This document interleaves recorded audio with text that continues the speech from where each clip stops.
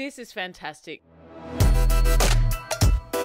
Today we have something from the very special Monnaie de Paris. It is a collaboration with the Louvre Museum itself. 200th anniversary of deciphering hieroglyphs and 100th anniversary of Tutankhamun's tomb. Together they put this in this Sphinx. So you've got 22 grams of silver in this coin. I love how they've pressed it so finely so you can actually get quite a large looking piece. On the coin itself, you've got 1822 and 2022. Love the detail in this. And it's really a great combination how they've used both sides of the coin to celebrate both of these themes. There you can see it has a face value of €10 and it is a proof coin. So that's why we've got this very high quality, only 5,000 pieces. It is also available in gold. Check out those coins as well as the rest of the coins in the French Excellence series.